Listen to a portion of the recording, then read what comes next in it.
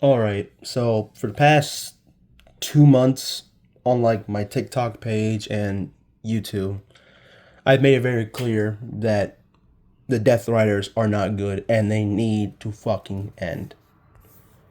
With how many times I've seen the resemblance for certain things that go on in wrestling about how this storyline is good, this storyline is bad. I cannot think of any story that's been overall a disaster since the start for a very, very long time. I really can't.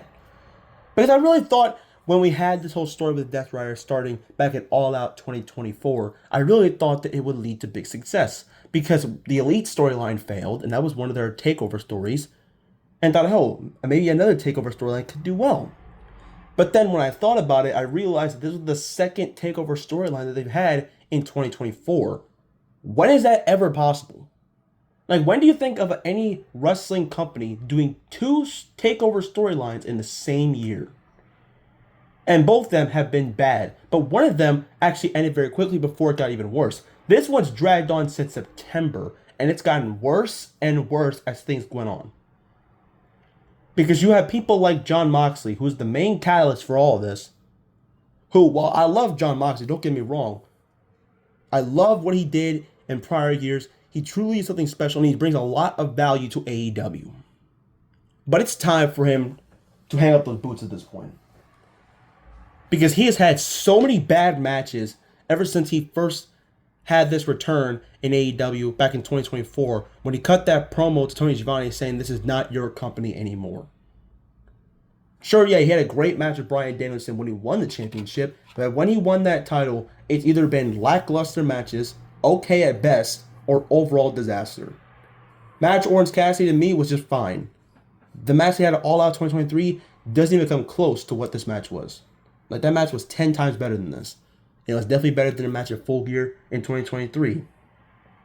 But then you have the ending of the show, and it's just terrible. And that's what started the downfall for the Death Riders, specifically for me. Because you had Darby Allin run them over, and you had them trying to make a statement, but then Darby Allin gets taken out a month later because he wants to try and climb Mount Everest. Darby Allin's been the main person a lot of people say should end the Death Riders, but with the fact that he is trying to climb Mount Everest, his own ego is so big that he wants to try and do a damn near impossible task because the likelihood of you still being alive after climbing Mount Everest is not likely. Because do you want to know how many people have died trying to climb that big ass mountain? It's large.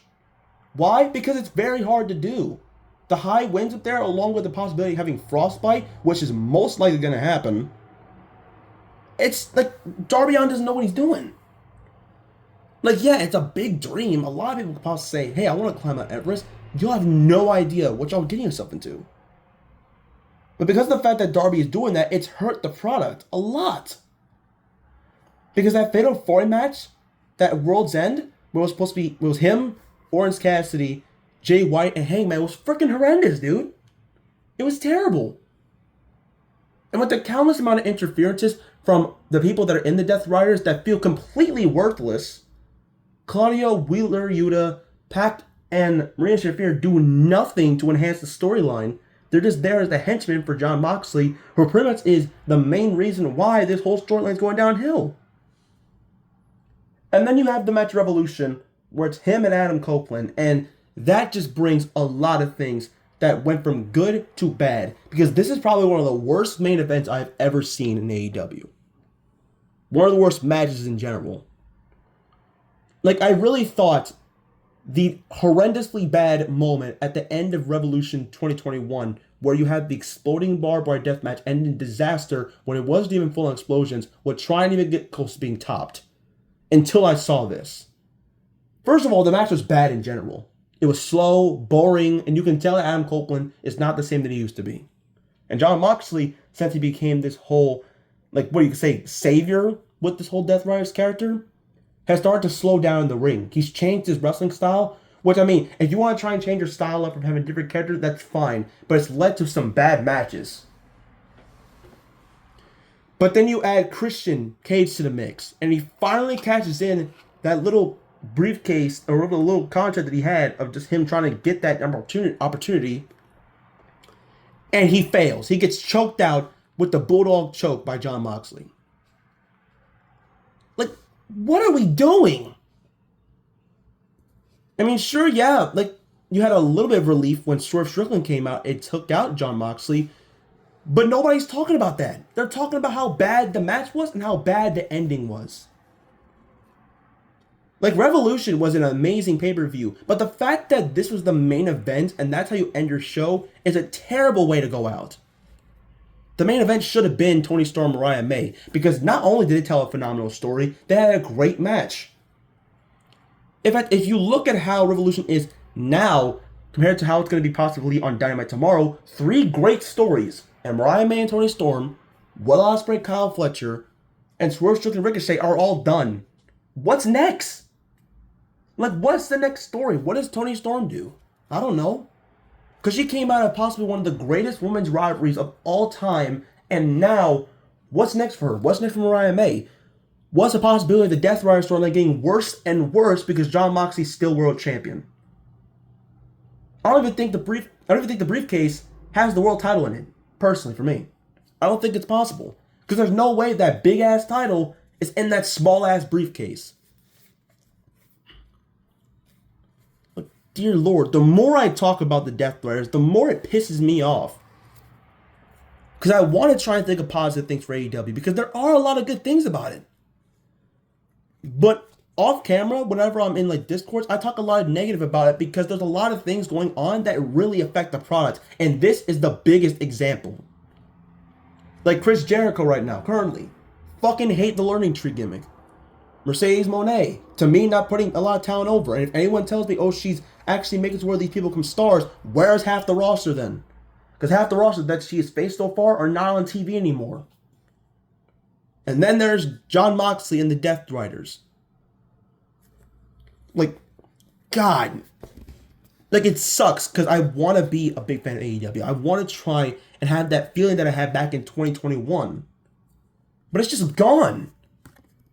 And it seems like Tony Khan doesn't give a damn.